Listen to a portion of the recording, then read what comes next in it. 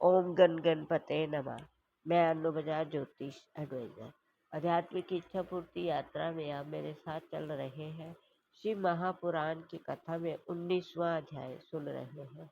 ब्रह्मा जी बोले, हे नारद, गणपति के जन्म की प्रसन्नता में शिव जी ने बड़ा भारी उत्सव किया। वे स्वयं रतन जड़ित आसन पर बैठे। दाहिनी ओर विष्णु, बाई ओर मैं स्वयं बैठा। विष्णु के पार्षद चंद्रमा, दिक्पति तथा धर्मराज अपने अपने स्थान पर बैठ गए। नित्य गायन का समारोह आरंभ हुआ। उस समय वेद, पुराण, अगम निगम ने शिव जी की स्तुति की। बाजे बजने लगे। इस समय सूर्य के पुत्र शनिश्चर गणपति को देखने को आए। शिव, विष्णु, ब्रह्मा, धर्मराज चंद्रमा की स्तुति कर उनसे आज्ञा ले शनिदेव मंदिर के अंदर गए तथा प्रथम द्वार पर पहुंचे। वहां द्वारपालों ने उन्हें जाने से रोक दिया। तब शनिश्चर ने द्वारपालों से कहा, तुम हमको मत रोको, हम लड़के को देखने के लिए जाते हैं।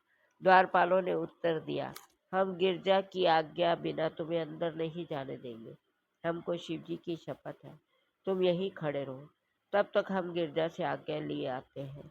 ये कहकर एक द्वारपाल गिरजा से आज्ञा लेने अंदर गया। कुछ समय पश्चात गिरजा की आज्ञा से शनिश्चर अंदर गए। शनिश्चर ने गिरजा की स्तुति की तथा गिरजा से आशीर्वाद लिया।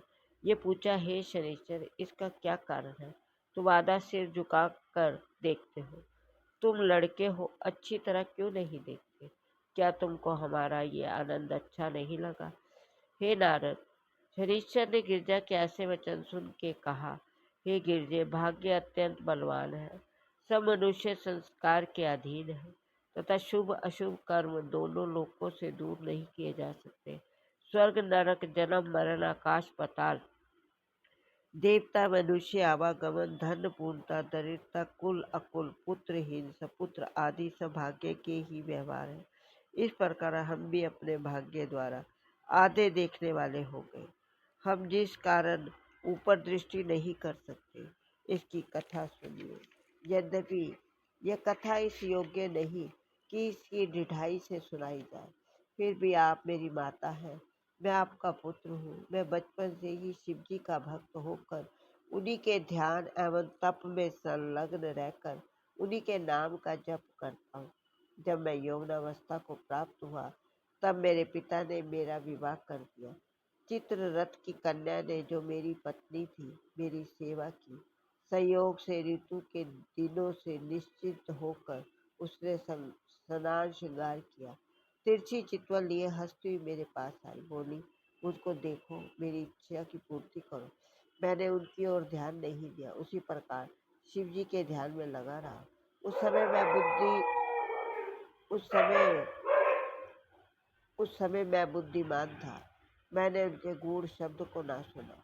जब उसने अपने मनोरथों को सिद्ध होते देखा, तब उसने मुझे ये श्राप दिया, तुमने बुद्धिमान होते हुए भी अपना धर्म जानकर ऐसा भारी पाप किया। जो अपराध तुमने किया, उस पर विचार तक नहीं किया, इसलिए मैं तुमको श्राप देती हूँ। तुम शुभ ना हो। तुम जिसको नेत्रों से अच्छी तरह देखो, वह जड़ मूल से जल कर भस्म हो जाएगा। ये कहकर वो मेरे पास खड़ी रही। तब मैंने शिव जी का ध्यान छोड़कर उसे उत्तर देते हुए कहा, हे प्रिय, मैं ऐसे श्राप को सहन नहीं कर सकता। ये वचन सुनकर मेरी पत्नी दुख नर्मदा से अंतर लज्जित, मेरे मन में किसी प्रकार का खेद न हुआ। मैंने ये श्राप धारण कर लिया।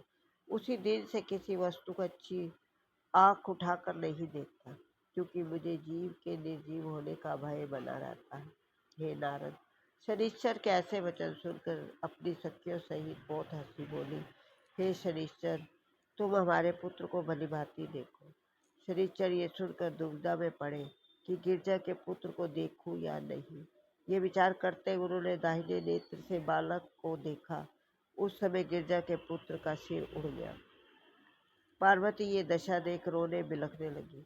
शनिश्चर को बहुत बुरा भला कहने लगी। उन्होंने लड़के का शरीर हृदय से लगा दिया। मूर्छित होकर पृथ्वी पर गिर पड़ी। ये दशा देखकर सब स्त्रियां रोने लगी। रोने पिटने का शब्द सुनकर विष्णु देवता आश्चर्य के साथ मंदिर के अंदर गए। वहां सब दृश्य देखा। शिव जी भी संसारी मनुष्यों के समान रुदन करने लगे। शिव महापुराण की कथा आगे सुनने के लिए आप मेरा अगला वीडियो देखिए। ओम नमः शिवाय।